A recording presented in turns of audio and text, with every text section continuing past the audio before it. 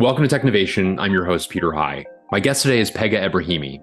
Pegah is the co-founder and managing partner of FPV Ventures, a new venture capital fund as of a year and a half ago that's raised $450 million to back mission-driven founders. She's had a fascinating path to venture, having spent more than 15 years at Morgan Stanley, starting as an investment banker and eventually becoming the chief information officer of the investment bank. She would go on to be the COO of Global Technology Banking at Morgan Stanley and also the COO of Cisco Collaboration. I look forward to hearing more about her career path, her experience as a new venture investor, and her read on the future of technology. Pegah Ebrahimi, welcome to Technovation. It's great to speak with you today. Same. It's great to be here. Well, Pegah, I thought we'd begin with your role. You are a co-founder and a managing partner at FPV Ventures, a venture fund. And I wonder if you can take a moment and provide a bit of background into it for those who may be less familiar with it. Yeah. FPV is a new venture fund started by myself and Wesley Chan. We've been, known each other since our days at MIT, lived in the same dorm together. It's a $450 million early stage focused fund focused on technology and on the life science side, the intersection of technology and life sciences. So that includes AI, ML as it relates to computational bio companies. We back mission-driven founders, so we're not specifically focused on a sector, but we back mission-driven founders who understand the space incredibly well and have unique insight on where that space is going, and we back the truck up when we see folks that remind us of Larry and Sergey and Mel and Cliff and Canva and some of the others we've been lucky enough to work with throughout our careers. That's great. And you mentioned life sciences. How did that become an area of focus for the two of you?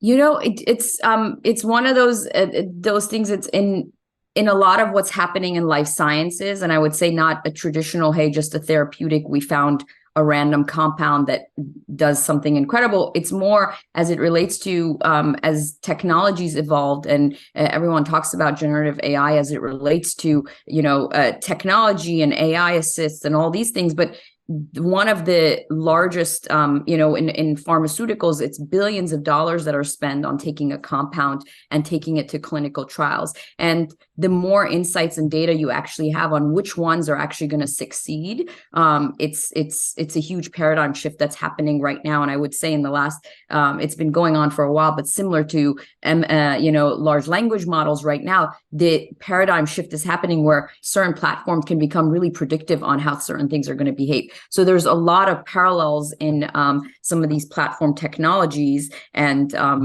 what they're able to do now. And so that's why we've been spending time with it. Look, Wesley, my business partner, had been involved in Recursion and Orca Bio and a few others. And so we've had successes in there. And it's about a quarter of our fund is we spend time there. Interesting. And what do you, as somebody who backs founders, as opposed to having specific lanes, as you described, in some ways, the specific lanes are useful in orienting the conversation. We will speak with you if you're in the lane. We will not if you're not. You it sounds like take a more broad approach. And bearing that in mind, what do you present as a differentiating factor for those that you'd wish to accept your money? How do you? So it's look, when the 2000 you probably remember in 2006, 2007, there's all these VCs that were, let's say, mobile focused. So it's a mobile focused VC because that's the trend, right? Or there's an AI focused VC. And for us, our edge is really Wesley, who's who I mentioned, Wesley Chan. He was one of the early product managers at Google, built the Google AdWords system, then built Google Analytics, and then Google Voice, and was at Google Ventures, one of the early partners there. So he's the product guy. So founders come to us because they want someone who's seen the 0 to 100 product and really, on my side, as an ex-CIO, it's really about go-to-market, especially when it relates to software companies and some others. And when I was COO prior at Cisco, I ran go-to-market as well. And it's the go-to-market experience of selling to large companies, is different pricing models. It's a lot of those things that I've been helping advise companies, both as a buyer of software as well as a seller of software and an advisor selling software. So it's really those edges. And that's why we look for founders who actually know their space really well, But those two areas are more horizontal, applicable to figure out, okay, what is the whole adage of, like, let's say on product, the whole adage of the Ford and Model T. And it was like, if you ask people back then what they wanted, people would say a faster horse-driven carriage, whereas what they really needed is the car, right? And so it's a lot of figuring that out as it relates to product and go to market is what we tend to focus on. You as you have begun to allude to, you've worked for behemoths prior to this in financial services and technology. At what point did the possibility of becoming a venture investor make its way onto your radar? Was it a long-term goal of yours? Was it sort of right person combination, you and Wesley coming together at the right time? What was it? Some of these things, and I'm sure this is going to become its own podcast of what careers were developed because as a result of the chaos of COVID, right? No, it wasn't.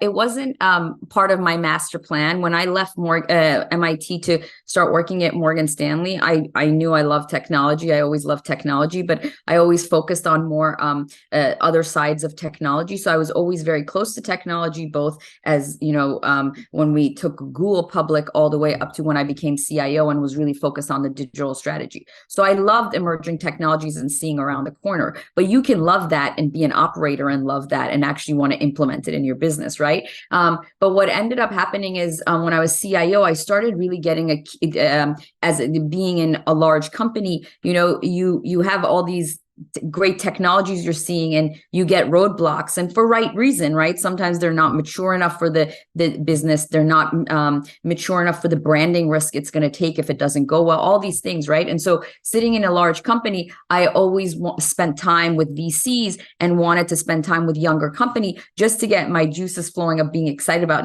technology, even if I couldn't implement it in my business, right? And so that's kind of where it all started, which me loving to spend time with early stage founders. And I would say that kind of kernel that ended up happening is over my career when I then became from CIO to COO of tech banking, and then was at Cisco as COO. I always spent a certain percentage of my time where it didn't have to do with my day-to-day and just spending time with being helpful to founders, not being a formal advisor, being an informal advisor, guiding them, whether it was connecting them to the right people, all those things. And for me, I was just doing it because I really enjoyed it. And then when the pandemic hit, look, I was going to go from a behemoth and I wanted to be an operator, I thought, for life or until I was going to be working. I loved operating. I loved having teams and executing. And so when the pandemic happened, I took a pause. I was going to become a CEO likely of a scaling company because that's what I did a lot of. Took stuff that already had product market fit and figure out how to scale them.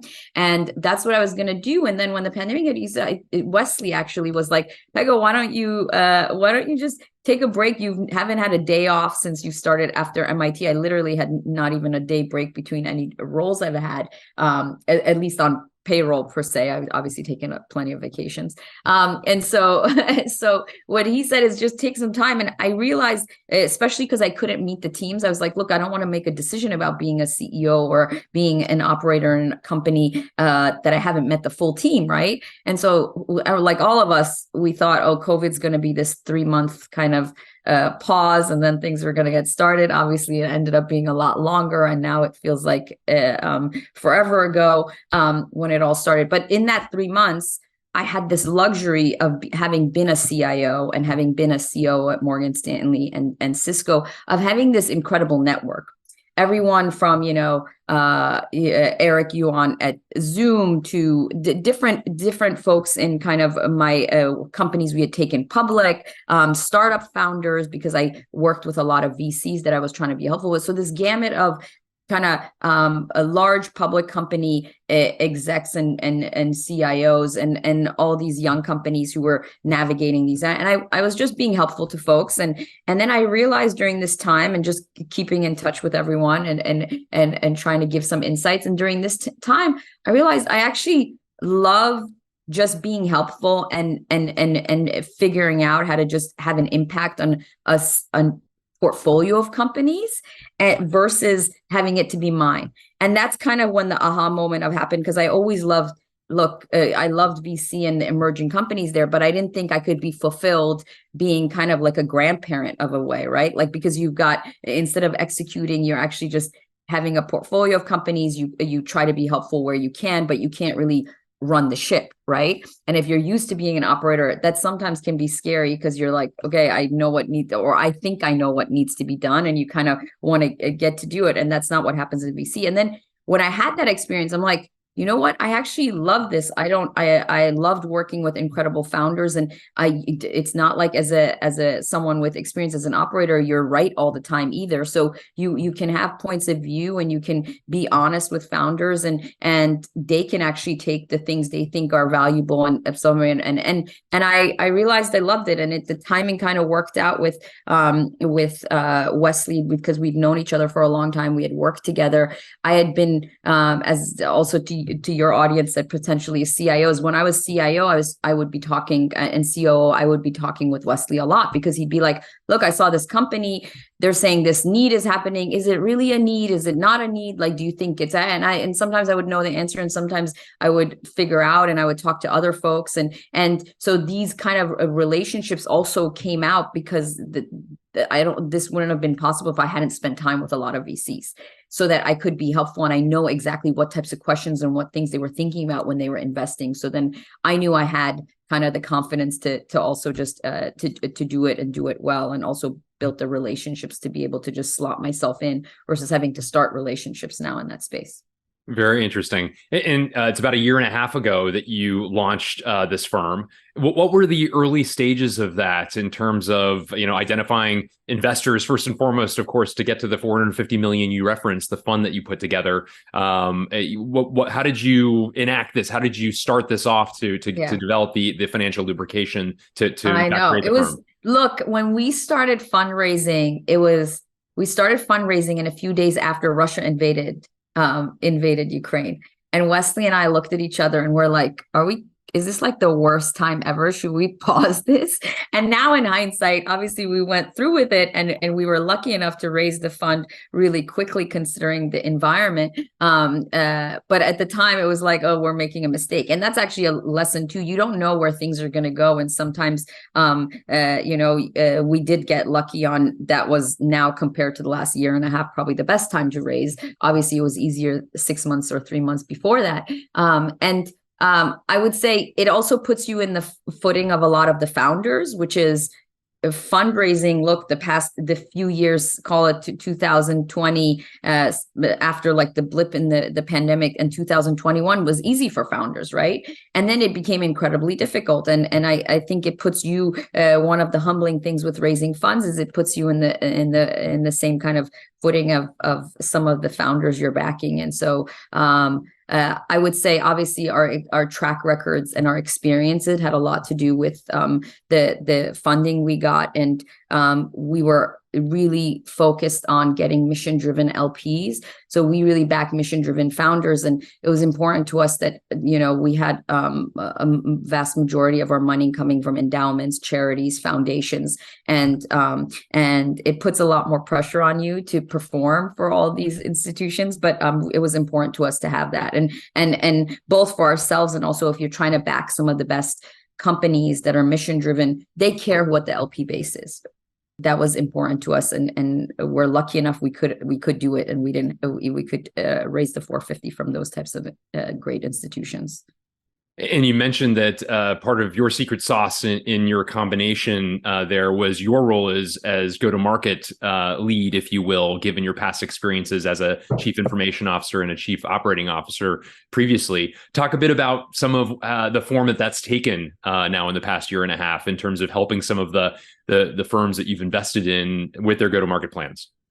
Yeah, it's so in that, before I started the fund, I was advising Sneak, Canva, and a few others before I decided to start the fund in more advisory roles, right? And I would say it's interesting when you're an operator, you can add value to certain pieces. And a lot of times as an operator or CIO, when I was CIO, you think your value add initially is, okay, can I buy their software or not? And it's not, and that's, yes, of course, that's like number one when you're talking to a CEO of a startup. That's the number one thing. Would you buy my software? But the reality is the value you can add if you're not the right company to buy the software is insights around product, insights around this is the type of customer that actually would buy, because having been in large companies, you have all these unique insights that you feel like are just very second nature to you. But to a startup, they're not, because they haven't spent all that time in large companies. So they might be talking to someone in a company, they're selling a product and they're talking to this part of the company. And it's like, no, that's the total wrong persona. Like, that's never going to end up in the right people's hands. And these are just insights, having been in large companies, right? And so especially for enterprise, I always talk to other CIOs where they're like, yeah, I don't know go-to-market. And I'll ask some question. I'm like, these are go-to-markets. Like, go-to-market quite well, actually, if it's more of an infrastructure, or like this is more an engineering buy versus this is more a product buy versus this is more another. And so I would say it's definitely, I was surprised at even the level of value you could add even past the knowing how to run go-to-market motions. And then the second part is, obviously my experience as from a CIO's perspective was much more about selling to for software enterprise. And at Cisco, it was much more around, look, we had channel sales, we had direct sales, we had market price selling, and every kind of thing in between, and on a global nature. So having been in large organizations where it's global, it's not just about, hey, we have a product and we put it on one thing and that if it goes or not, it gives you these muscles of how to scale, even when something's working, and how to play with the different kind of toolkits you can have. And even on partnerships, a lot of times startups will think about partnerships and they'll be like, oh, we partner with this large company. And it feels like, okay, this is going to drive a bunch of revenue. And you haven't been in, me having been in large companies, I'm like, the only way it's going to work is if you can incentivize the sellers of this large company. And it, like, you start thinking about even some of those incentive structures and some of those, where are the plugs between those things. So those, even partnership wise, become hugely valuable if you're thinking about it from having been on the insides. It's also interesting as I track at least the timing of this, you would have started this during the period of great FOMO and enormous valuations, and relatively early months in this, there was sort of a venture reset of sorts. And I wonder, any changes in the way in which you have thought about things, or means of evaluating the companies that you're looking at as a result of some of this reset that's happened in the past year? Yeah, and when we were raising, look, I've lived through two crises, market crises. It was the tech. I graduated right when the tech bubble had burst the first time around, right? And then the financial crisis. I was at Morgan Stanley at the time. And it's always interesting when these crises happen, these dislocations. I would say it doesn't mean innovation doesn't happen. It means there's no money. What it means is there is going to be there's a flight to quality. What ends up, like, people just take risk off and they want to go to, and if you look at, some of the best companies that happened, like Salesforce at the time, I remember during the financial crisis, they were somewhat small and they became the one who got access to money and actually could press on the gas. And they ended up becoming a behemoth post the financial crisis, right? Post the kind of, and the fact that there was less funding there. So it almost becomes more high. So if you're the number one or two player, you actually can get more access to capital. So the big point on investing is the money won't disappear, but you better be the top in that category, and you better be really efficient. And the one thing I've been lucky enough to spend some time with Charlie Munger. The one thing when these things happen is when this crisis markets happen is you don't know how long it might last, and everyone can tell you, oh, this is how long it lasts, and this is where inflation is going, and then nobody knows. I mean, everyone's guessing, right? Because it's a shock. It's a shock in the system, and it's not like the variables are exactly the same. And so, but what you do know is there's going to be some shock, and at some point it's going to normalize, but you don't know for how long. So, from an investing strategy, it's much more about founders who realize this could last longer. Access to capital might be more constrained. How do I run an efficient business that doesn't require access to capital constant, and I can have some of that in my control. And if capital is going to be tighter, can I make these dollars last longer? And can I go to market motions where I can scale without needing to pour a ton of money? And it's not possible in every sector. Like, I mean, I mentioned it in the biospace. Like, even if you're doing great, like, you got to pour some money in. The same with hardware businesses. So there's exceptions to the rule, but generally, I would say if you think of even software companies, look, the promise of software in 2006, 2007, when I was running a lot of the digital stuff, is that we thought, oh, everything's going to be cheaper with SaaS, right? Yeah, of course, we don't need the hardware. It's going to be cheaper. And now you fast forward, 15 years. And I would say probably the cost of that stuff has gone up more than whatever hardware cost people had. And there's a proliferation of all the tools and everything else, and upkeep for so many of those things. And but when you look at a lot of software companies, they're actually not cash flow, like, they're not really trading on EBITDA, right? Like, even public companies. And it's because you have a lot more work to do. Even if you're selling software, it's not just the cost of running the software and now it scales. It's, you have to have customer service. You have to have a lot more hands-on with customers and things like that. So I would say strategy wise, it's can you be a business where you can where there's much more of a pull versus a push, so that your go-to-market costs aren't as excessive relative to the revenues you're making? Can you deploy easier? There's a lot of, if your products are really cumbersome to deploy and you need to do a lot of hand-holding, that becomes a challenge. It's really thinking about some of this stuff as it relates to go-to-market, and also just the mindset of the founder. More importantly, is I don't have access to unlimited cash. So I have to run this business. And if I am this mission-driven founder who has this 100-year plan, which is the types of founders we look for, you shouldn't care if the market's bad for 3-4 years. And if it means taking a slightly less valuation or figuring out how to survive so that then you can flourish after the dust is settled, and after, the tide's gone, and who's wearing pants. And at that point, you can get access to capital better than someone else, and you're further ahead and you developed your product. So it's that mindset that really matters. And then I would say, look, even compared to when we raised, the market, obviously, I think the day we announced that we closed our fund on the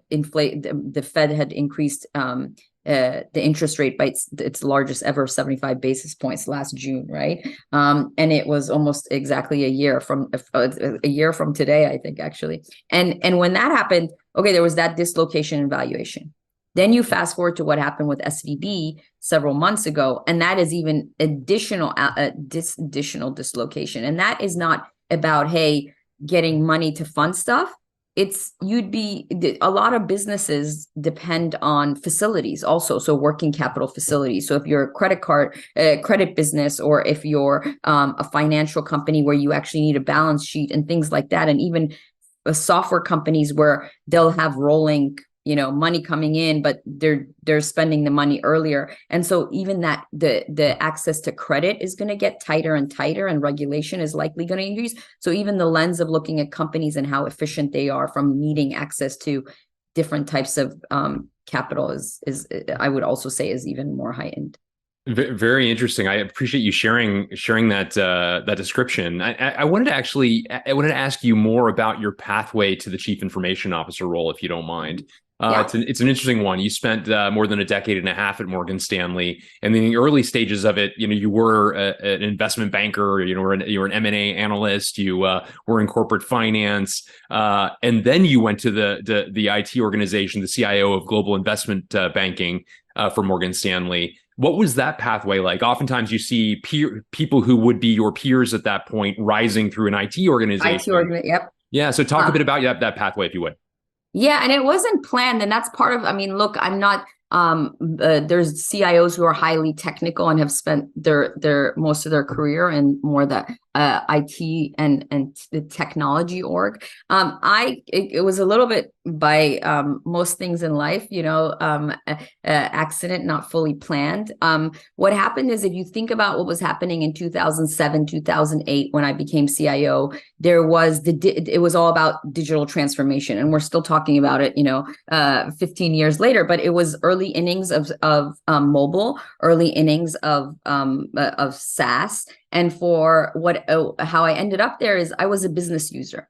So I, as a business user, was saying, we need more of this. We need more mobile functionality to make ourselves more effective. We need, platform-wise, this, that, and the other. As a user, I became very vocal with this stuff. I started putting a technology committee together to give feedback to the technology org on, here's things we should be doing. Here's applications we should be building. Here's, things we should be pushing on the mobile to make sure when we had salespeople as bankers, as salespeople all traveling, you could actually be much more productive, these productivity. So it was a lot around the productivity of the business. And so that's how I ended up parlaying into it, as I became just vocal around that stuff, building a committee around what things we should be doing. And then when the financial crisis hit, guess what? We had to do way more with less. And I was in a position where I was lucky enough to be asked to give advice on, okay, what things do we really need? What things do we not need? If we have to consolidate, there's a lot of applications that we had built internally. And I had been spending time with a lot of emerging technology companies and being like, maybe we could integrate some of them as vendors instead of building out our own,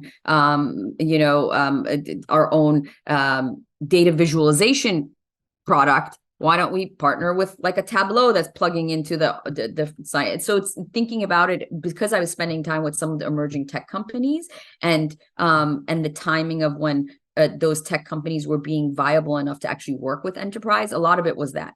And that's how I ended up becoming CIO, really figuring out how to do more with less, how to figure out how to really push the envelope on the things the company didn't naturally feel comfortable with, which is not building things themselves, having someone else help them build stuff, not having more of a, even though you were giving some security exposure from having some mobile uses, how could you safeguard those security things, allow people to still do stuff and still get it past kind of our security architecture reviews and adapting. So it was this dislocation and the transformations that were happening that caused them to want someone who was being a little bit more forward leaning on thinking about stuff and pushing the envelope. And I learned a ton. I was lucky enough to have some amazing technology leaders be supporting me during that time, and built a lot of great relationships with CIOs in all these other Fortune 500 companies, and so I'm thankful for the learning I had, and hopefully I ended up helping some of those CIOs think about things a little bit differently as well. And you mentioned, of course, you became the COO of Global Technology Banking at Morgan Stanley. You were also the COO of Cisco Collaboration within Cisco. Talk a bit about that pathway to a couple different COO roles within big companies. How did that come to pass? So when it was actually because of the CIO role. So as a CIO, I was spending a lot of time with emerging companies. I spent even though my day-to-day was running the org, the applications, our services, all these different things, I would make it a point to spend time with VCs, because I wanted to see what was happening, how the landscape was shaping, all those things. And what happened is the banking organization, I ended up overlapping with them a lot, right? Because then they were later banking some of the same companies I was talking to in regards to their software. And I actually decided to leave Morgan Stanley as CIO and move to the West Coast.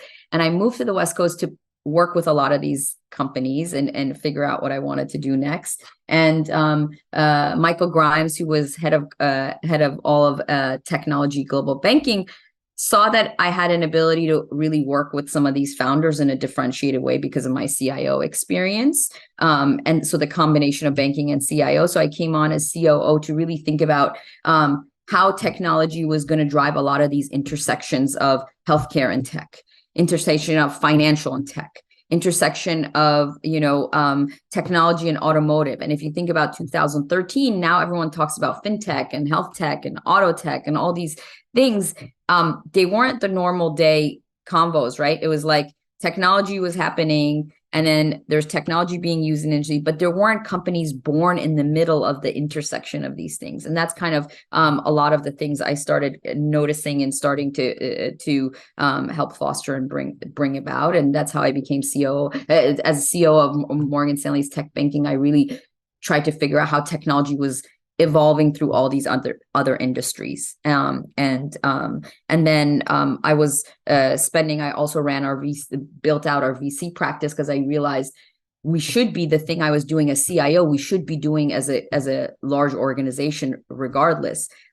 It's not like everybody. It's not like, look, now I'm a VC. It's not like I know everything. You don't know. You don't have necessarily way more insights than it. You just have slightly different insights at a different stage of you seeing companies. So as a VC now, I see companies, let's say talk about generative AI or other things. I see companies at a scale where you see when they're initially starting to go. So you see some data points around where people are coalescing, where is money going into? Because if money is going into an area, there's going to be much more potentially innovation in that area. It's not for sure, but there's going to be a lot more things in certain areas when there's and so you see those things earlier on. So you have some insights on where some of these things are going. So in security, for example, I remember I was seeing a lot of security companies with us that were looking at things in a certain way, and it was like early days of Zscaler and Okta, and you see some of those things and the insights those people have that have been really embedded in the industry, and you're like, if this, and you're not sure which pathway is going to happen. Is it going to be centralized, decentralized, all these stuff? But you see that there's coalition of the people who are very close to the technology having a point of view, and you start thinking in those ways. And so I started bringing out a lot more of what the early stage folks were thinking into our thinking, so it's much more robust. And then Cisco was an interesting one. Look, I thought if I was going to leave Morgan Stanley, a behemoth, I was going to go to another emerging company, because I was spending all this time with fast growing companies, and I always had this bug of, oh, they move so much faster, and I wish I was at a smaller company and you just had an idea and you could go do it instead of getting a bunch of roadblocks. And what ended up happening is one of the companies I was advising, it was an AI ML company when I was CIO. They were pivoting their consumer product much more to an enterprise, and I was helping them think through that pivot. And they ended up getting 4 Fortune 500 customers really quickly after that pivot. And Cisco bought the company.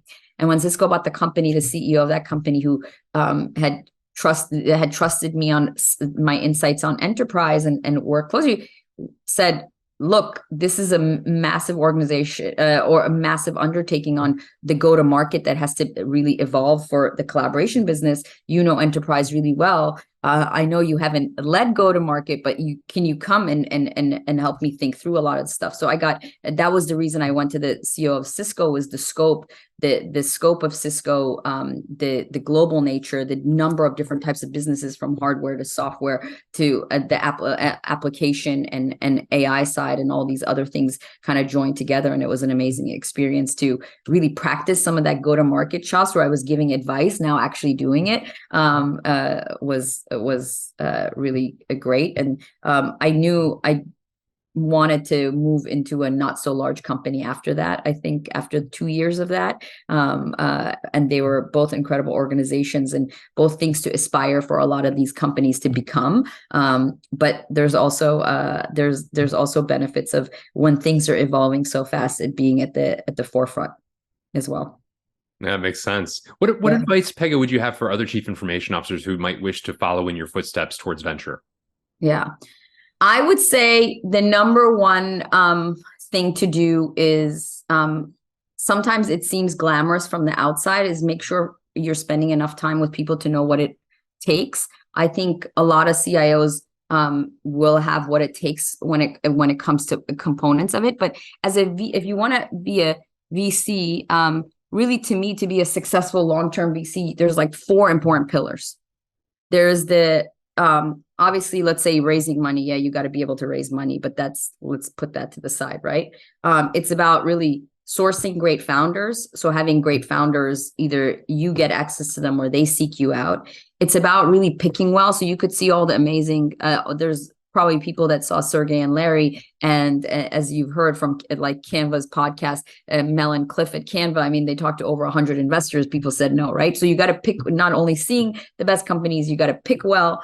And then third, you got to really do great follow through, so that you're building this flywheel of founders. Not only are you helping your portfolio companies, but you're building this flywheel of founders who want to recommend people work with you because you've been really helpful to them as they're growing. And so it's really those three pillars. And if I think of CIOs, and my experience as a CIO, it really was valuable to all those three pillars. But I would say as a CIO thinking about getting here, you got to love kind of all three of them.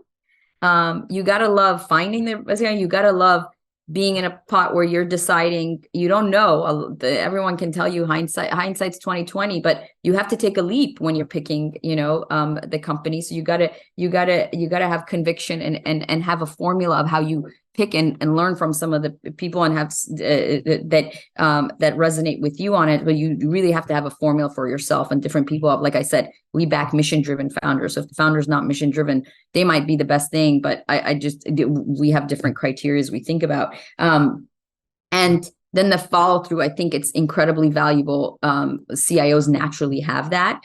And if I think of those three pillars, if you're an existing CIO and want to get into this, figure out when you're part of a large organization. And I think a lot of times I talk to for CIOs, COOs, anyone, when you're in a large organization, you have an incredible platform. You have an incredible reach.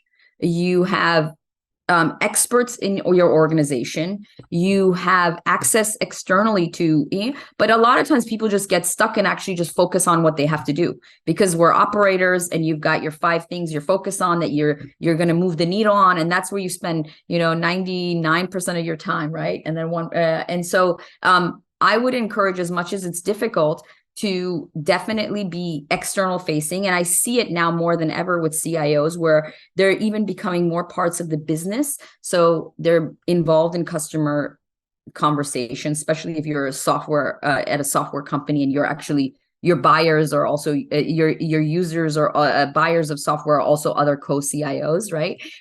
It's building that network and those relationships, because when you leave and you become a VC, that's not when you start building those relationships. You basically reap the rewards of all the relationships you've had. And I would just encourage people to be external facing, not just because it's useful for them, but it's actually useful for the organization. Some of the best, things I did when I was CIO at Morgan Stanley is spend a lot of time getting insights from internal, but also spending time with people in both other industries and similar industries on how they were tackling things. And so don't think of it as being selfish, and be a little bit selfish while you have the platform, and also spend time with some emerging companies to see if you actually like the working with founders, what type of help you need. And a lot of CIOs, stay away from, I wouldn't say stay away, but there's always, having been one and having experiences, I always talk about it with other CIOs and other, it's like when you work with VCs, a lot of times you feel like they just want you to buy their software and introduce you to companies to buy their software.